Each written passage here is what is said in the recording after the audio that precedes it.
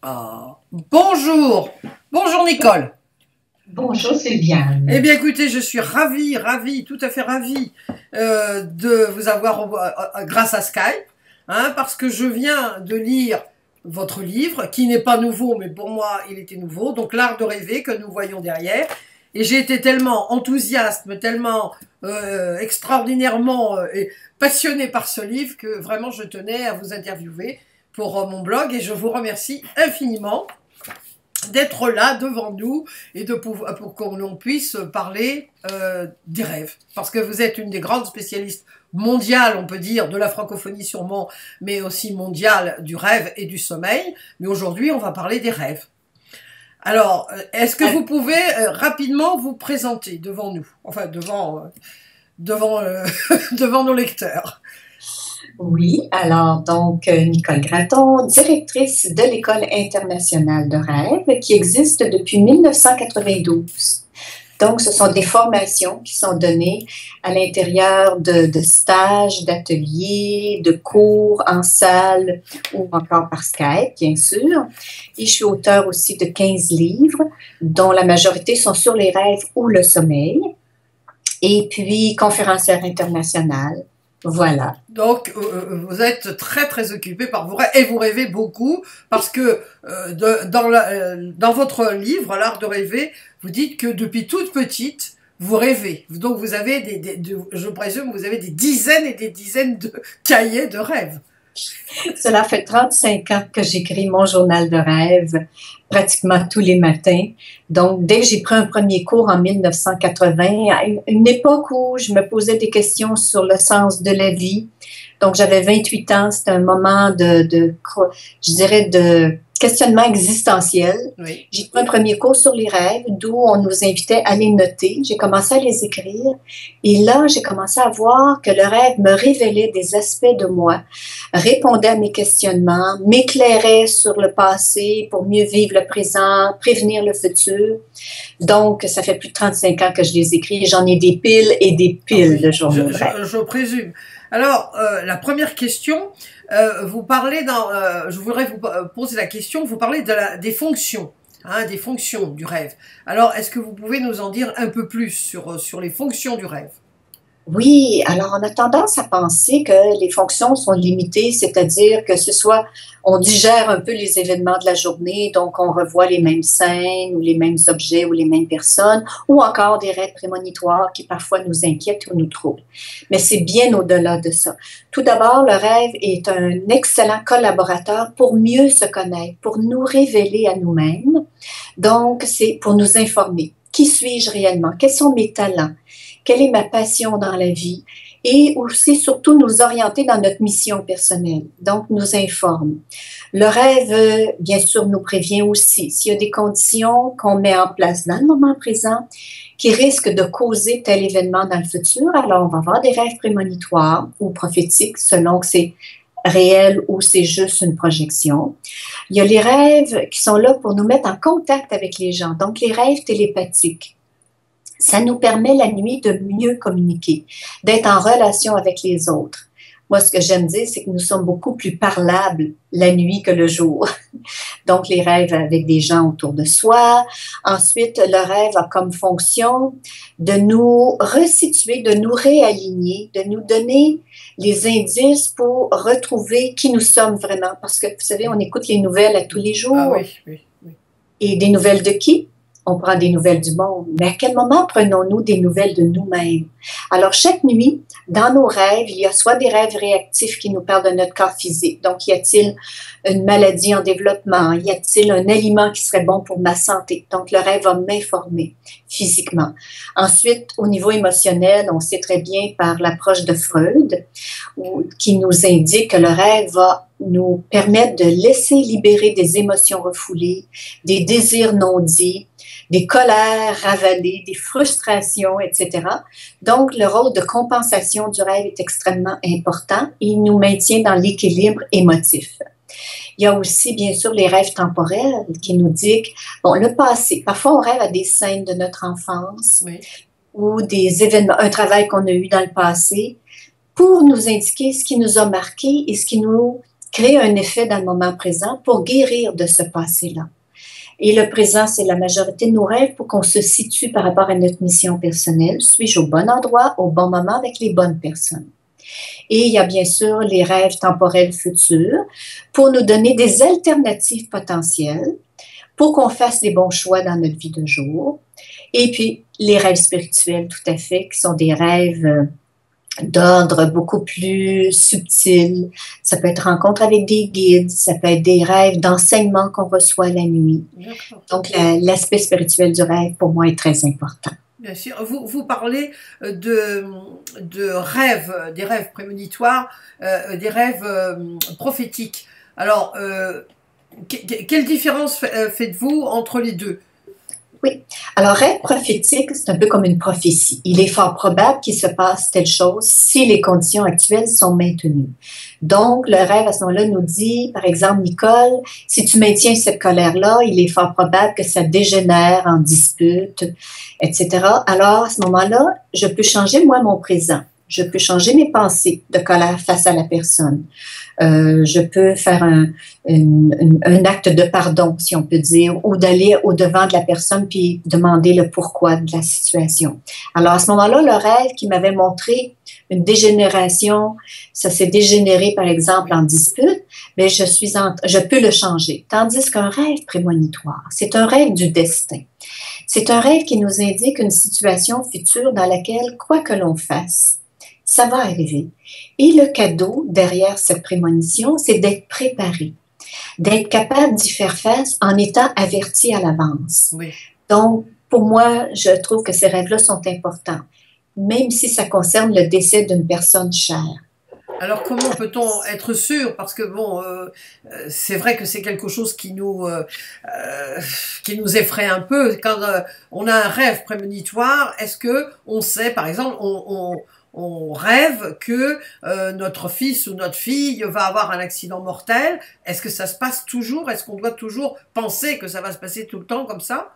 Voilà, non, pas du tout. En fait, c'est que la mort comme telle, le scénario de la mort à l'état de rêve, il est souvent symbolique. Oui. Donc, c'est la mort d'une relation, la mort d'une situation, la fin d'un cycle. Alors, si on rêve à son enfant qui décède, des fois, c'est un rêve de détachement pour laisser la place à l'enfant de prendre son envol, de déployer ses ailes. Alors, parfois, il faut couper le cordon ombilical, parental. Donc, le rêve de mort, à ce moment-là, pourrait être tout simplement symbolique d'une fin, d'un cycle, d'une situation. Alors que le rêve d'un décès d'une personne chère qui serait prémonitoire, c'est souvent beaucoup plus lumineux. C'est beaucoup plus dans le sens que c'est comme si la personne venait faire ses adieux d'avance à l'état de rêve auprès des gens qu'elle aime. Et étant préparée, on est plus en mesure de faire face au deuil, de le vivre de façon beaucoup plus sereine ou d'accompagner les gens qui seront davantage affectés par le décès de la personne. Alors, puis ça, c'est dans la qualité du rêve, dans l'intuition du réveil. Vous savez comment l'intuition est importante, hein, Sylviane? Et notre intuition peut vraiment nous guider là, à savoir ce que c'est un rêve réel ou un rêve symbolique. Mais est-ce qu'on voit, il y a quelque chose quand même qui peut nous donner une indication seulement si notre intuition ne marche pas du tout, par exemple parce que on est tellement effrayé en se réveillant d'avoir vécu une chose, un cauchemar. Alors comment savoir si c'est prémonitoire ou si c'est un cauchemar?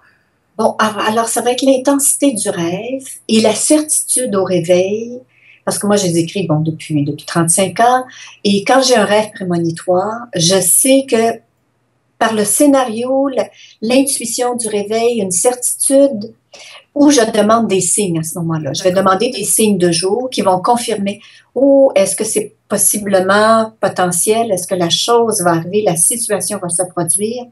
Et souvent, on a des signes de jour ou on a un rêve une deuxième nuit qui vient confirmer la situation. Donc, de ne pas se gêner, de demander des signes ou un rêve la nuit suivante. Cette nuit, je vérifie si telle chose va se produire. Donc, c'est comme ça finalement, oui. Et puis, moi je dis toujours en intuition, enfin en tarot partout, c'est en se trompant finalement qu'on progresse, parce que on peut pas savoir. C'est quand même, même tout ce qui est rationnel, on prévoit tout dans un contrat, et puis à la dernière minute, il y a aussi quelque chose qui qui flanche. Donc, on n'est jamais sûr de rien, finalement. Hein. Donc, c'est dans l'hiver. L'implication des autres personnes autour de nous vient influencer les situations. Donc, on ne peut que remercier d'être préparé au cas où. Au cas où, oui. Si ça se produit, bien, au moins, on pourra dire, je le savais. Je le sentais, oui, je le savais, oui. Alors, on a, justement, ça amène à à ma prochaine question, les cauchemars. Parce qu'il y a des personnes, et surtout des enfants, hein. J'avais interviewé une de vos compatriotes il y a quelque temps sur les cauchemars, précisément. Et enfin, il y a quelque temps, ça fait bien 4 ans bientôt. Et comment qu'est-ce qu'on peut faire quand on a des enfants ou quand nous, adultes, on a des cauchemars? Ça vient d'où et comment peut-on, enfin, pas les éradiquer, mais qu'est-ce qu'on peut en tirer de ces cauchemars?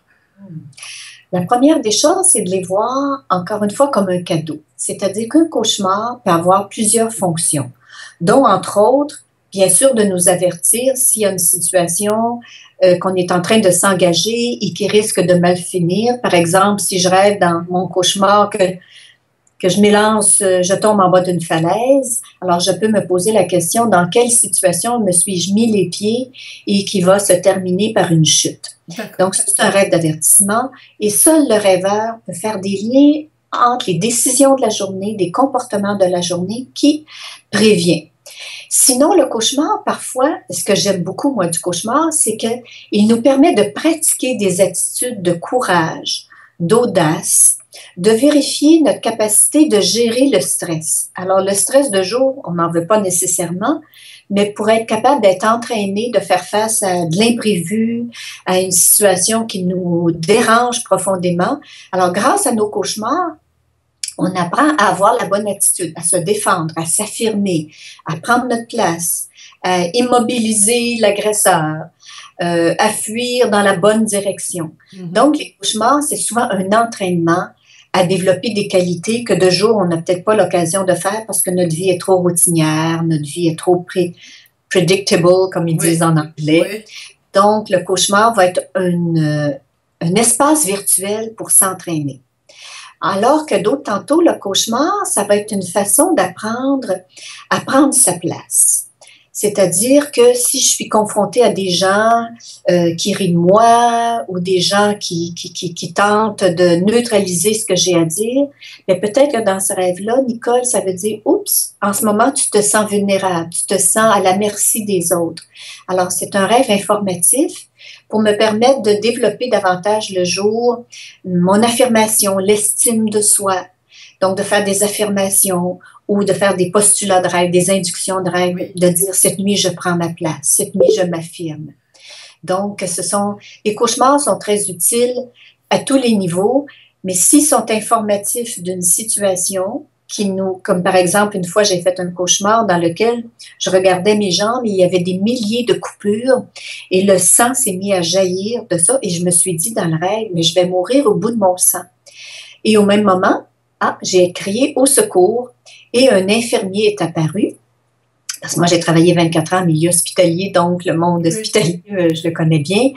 Et il a dit, je vais te coudre les jambes, n'aie pas peur. Et quand la douleur s'est mise dans le rêve, j'ai dit, OK, j'ai compris le message. Et en m'éveillant, sur le coup, j'ai pensé, c'est peut-être parce que hier soir, j'ai regardé des émissions de télévision dans lesquelles il y avait des émissions urgence, salle d'urgence, donc il y avait beaucoup de sang. J'ai pensé que j'ai tout simplement récupéré ça. Mais tout à coup, en faisant une méditation, là, il y a un flash qui a monté et j'ai su que dans la journée d'avant, j'avais eu une pensée par rapport à une décision future qui me coupait les jambes en pensant, entre autres, en fait, j'étais en année sabbatique de mon travail à l'hôpital et je me disais, quand je vais revenir à travailler ici, ça sera comme ceci, ça va être agréable. Alors que le rêve voulait dire, Nicole, en pensant que tu vas revenir, tu te coupes l'élan, tu te coupes les jambes. N'y pense pas, tu n'as pas fini ton année sabbatique. J'en étais qu'à 6 mois. À ce moment-là. Donc, j'ai dit, OK, on efface le tout. Je ne sais pas si je reviens. Je vais attendre de terminer mes 12 mois. Et effectivement, au bout de 12 mois, il n'était pas question que je retourne à mon ancien travail. Donc, j'ai amorcé ma carrière avec l'école de rêve et conférencière auteur. Et, voilà. Et les cauchemars chez les enfants, alors comment peut-on faire? Ah, chez les enfants, en fait, c'est un outil pour eux. L'enfant, en fait, si le parent écoute le cauchemar de l'enfant, va pouvoir évaluer comment l'enfant se sent suite à sa vie de jour. Est-ce qu'il se sent c'est-à-dire vulnérable? Est-ce qu'il a vécu beaucoup de stress à la garderie, par exemple? Est-ce qu'il se sent abandonné? Alors, le cauchemar va indiquer aux parents, puis là, le parent doit montrer à l'enfant comment transformer par lui-même son cauchemar. Donc, d'appeler à l'aide la prochaine fois dans son rêve ou de faire apparaître un objet qui l'aide, comme des ailes magiques pour s'envoler, un sifflet secret pour appeler à l'aide.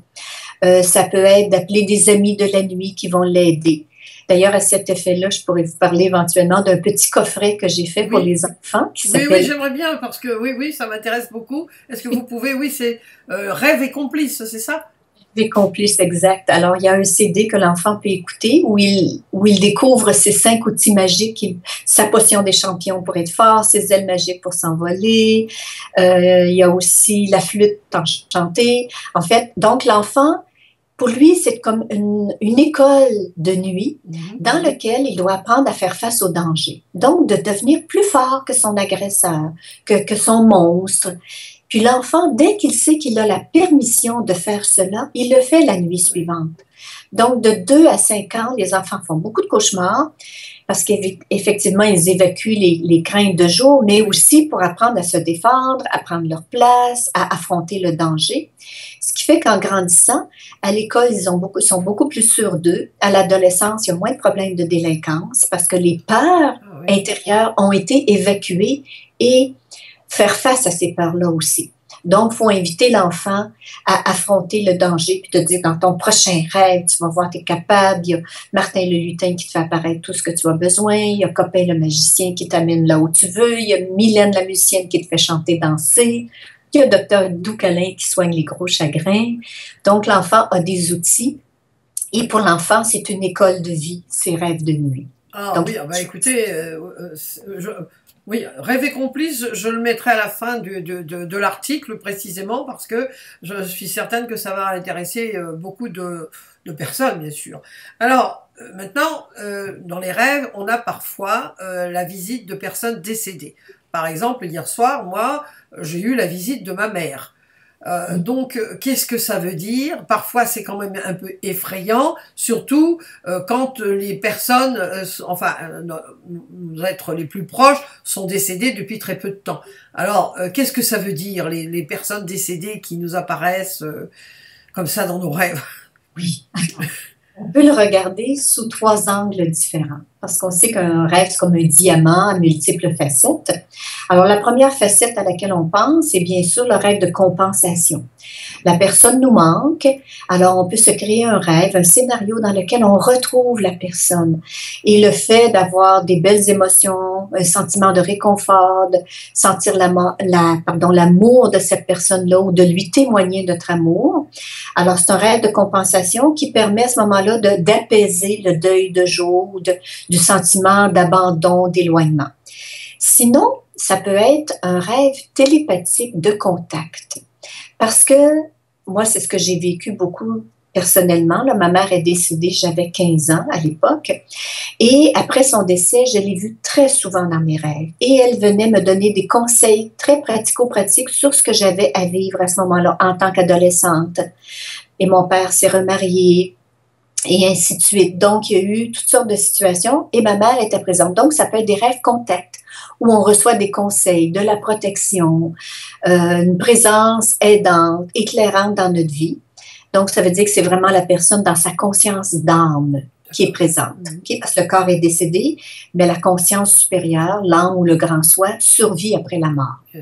Et parfois, la personne décédée peut jouer le rôle d'un personnage symbolique avec des qualités. Donc, on doit reconnaître quelles étaient les qualités de cette personne-là pour dire dans le rêve, OK, donc le rêve m'invite à adopter ce comportement-là. Donc, de la tante décédée qui était, par exemple, audacieuse et courageuse, ou bien le grand-père qui avait beaucoup de lâcher-prise, une capacité d'abandon. Alors, s'il apparaît dans mon rêve, peut-être qu'il m'invite à adopter ce comportement-là. Donc, soit symbolique, soit une compensation de la présence de la personne, ou télépathique, parce que vous savez, on peut même terminer un deuil, parce que si la personne est décédée rapidement et on n'a pas eu le temps de faire nos adieux, grâce au rêve contact de télépathie, on peut refaire nos adieux avec la personne, reprendre contact et témoigner tout notre amour, toute notre connaissance. Mais alors, ça devient du rêve lucide ou non? Pas nécessairement lucide, parce que pendant qu'on le rêve, on n'est pas conscient qu'on rêve. C'est au réveil, on dit « Oh, j'ai rêvé à ma tante et Ah, elle me d'accord. parlait » ou « J'ai vu ma grand-mère ». Parfois, on peut devenir lucide, par contre. Il y a certaines personnes qui ont une grande facilité avec la lucidité. Et à ce moment-là, elles peuvent prendre conscience du rêve et poser des questions précises. Mais sinon, ce n'est qu'au réveil qu'on a réalisé, qu'on Ah, a bon, rencontré. d'accord, d'accord. Vous Alors, étiez-vous lucide, Sylviane, dans votre rêve avec votre mère la nuit dernière? bah, écoutez, non, qu'est-ce qu'elle me disait? Ça avait trait à quelque chose de tout à fait courant, quotidien, mais c'était pas quelque chose de... Bon, moi je suis une usine à rêve, mais je n'ai pas le temps physique, pour des raisons personnelles, de les noter. Sauf quand parfois c'est un rêve vraiment qui... Je sens au réveil qu'il y a un impact et je m'en souviens et je le note. Mais des fois je rêve de mon père, des fois je rêve de ma mère, mais cette nuit c'était peut-être parce que je savais que il y avait cette interview avec vous, la grande prêtresse des rêves. Alors voilà. Et donc maintenant, ce qui m'amène à une autre question, c'est le décodage. Parce que effectivement, aussi bien en rêve que en interprétation de l'intuition, le gros problème, c'est le décodage, l'interprétation. Alors, comment peut-on faire? Bien sûr, je conseille à tout le monde de lire votre livre, parce que c'est vrai que ça aide. Mais pour les personnes qui ne pourraient pas le lire, qu'est-ce que vous pourriez nous dire par rapport à ça? Rapidement, parce que je sais que votre temps est compté. Oui. Alors, la première des choses, c'est bien sûr de débuter un journal de rêve. Oui. Et la façon efficace de le faire, avec une structure qui va faciliter l'analyse du rêve, donc, c'est d'écrire la date de la journée à laquelle on se couche. Donc, on met la date, par exemple, samedi le 13 janvier 2014, par exemple. Alors donc, mais là, on est en 2015. Donc, on met la date. Ensuite, on note deux événements importants de la journée parce que les rêves de nuit sont influencés par notre vécu de jour. Le contexte de jour va créer des rêves de nuit à la fois pour compenser, pour vérifier des choses, donc se situer. Et idéalement, on met aussi une intention. Par exemple, cette nuit, je me souviens de mes rêves. Ou cette nuit, je vois clairement la réponse à telle question. Et ensuite, le lendemain matin, on griffonne le plus vite possible les images qui nous restent au réveil pour ensuite les mettre au propre dans notre journal de rêve avec un titre, le scénario et surtout le sentiment à la dernière scène, parce que c'est le sentiment final qui va nous donner la résultante du rêve en question. Parce que ce qui est important dans le rêve, Sylviane, c'est les verbes d'action, les gestes que j'ai posés, non pas les objets. C'est pour ça que les dictionnaires de symboles sont plus ou moins utiles, parce que c'est pas nécessairement la tasse de thé que j'avais dans la main ou le chat qui était près de moi, mais l'action que j'ai posée. Okay? Donc, on met nos verbes au temps présent. Donc, je monte la montagne, j'escalade une montagne avec difficulté et je rencontre des embûches. Lorsque finalement, j'arrive au sommet et je suis ébahie devant le panorama devant moi, donc un beau sentiment d'extase et de bien-être. Alors, on marque sentiment final, bien-être et joie, et non pas tout l'effort qu'on a fourni durant le rêve. Ah, les dernières alors, c'est ça, les dernières images. Dernières images, derniers sentiments, pour qu'on puisse tenir compte de tout le rêve au complet pour l'analyser. Donc, les verbes d'action vont nous indiquer, est-ce que j'avance ou je recule? Est-ce que j'ai de la difficulté ou je reçois de l'aide dans mon rêve? Alors, c'est comme ça qu'on va apprendre à les décoder avec nos propres symboles personnels, parce que notre environnement va créer nos symboles. Comme moi, j'ai travaillé 24 ans en milieu hospitalier.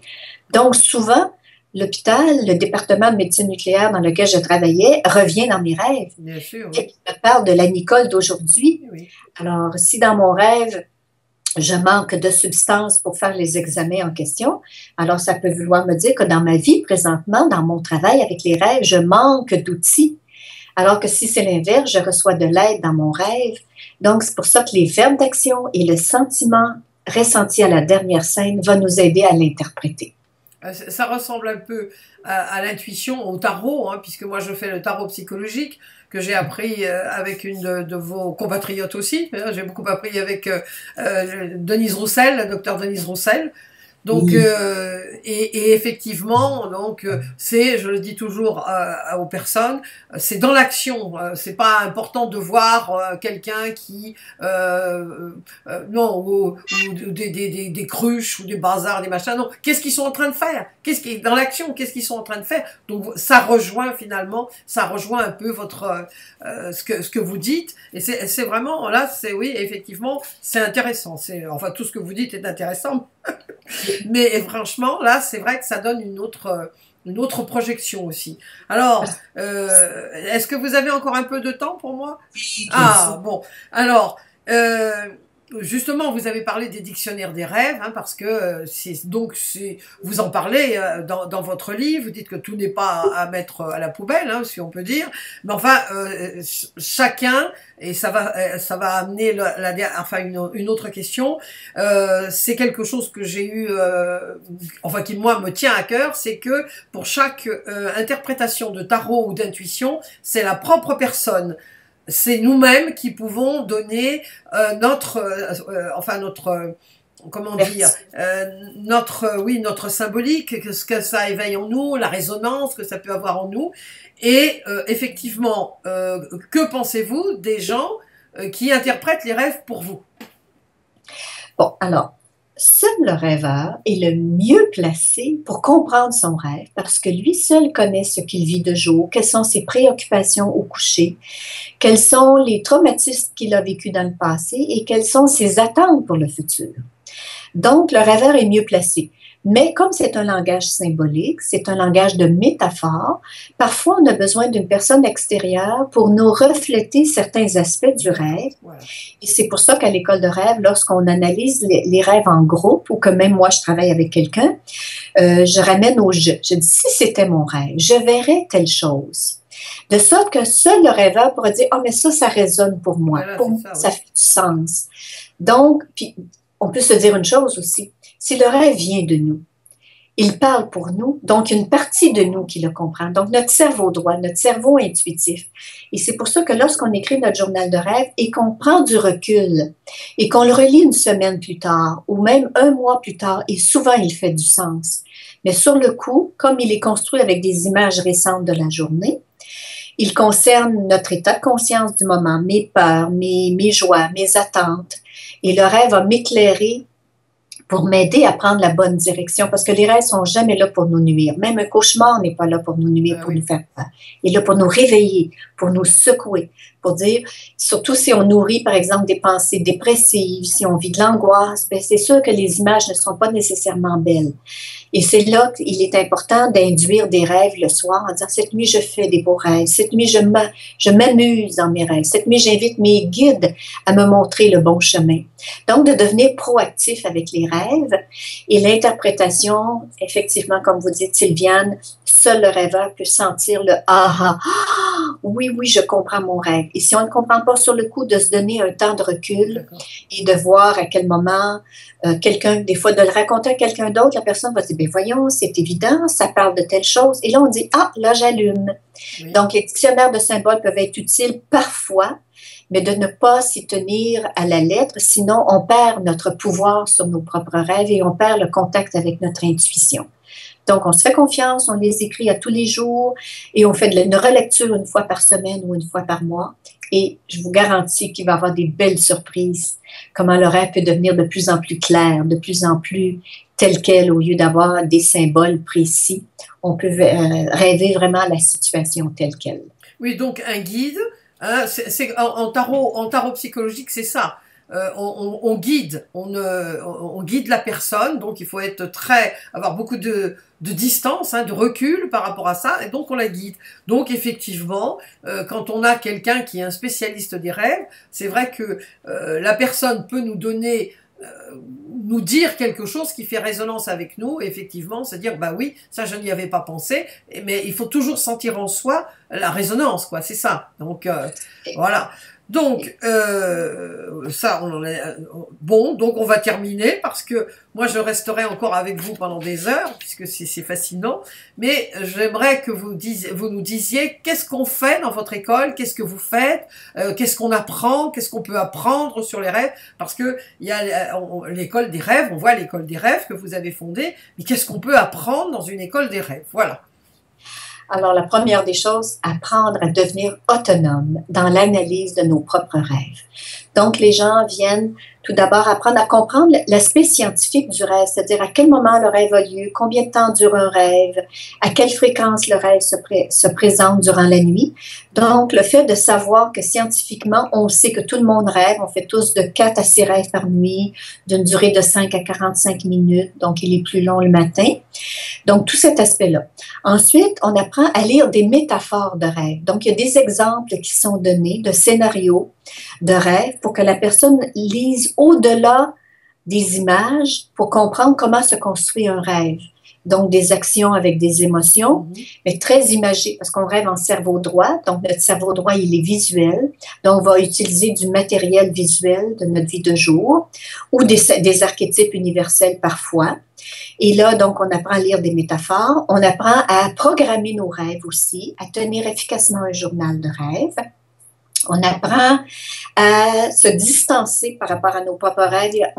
J'enseigne 5 techniques d'analyse. L'analyse intuitive, l'analyse logique, l'analyse globale, l'analyse synthétique et l'analyse associative, bien sûr. Pour les rêves plus compliqués, les rêves très, très symboliques, donc l'analyse associative qui est beaucoup plus longue.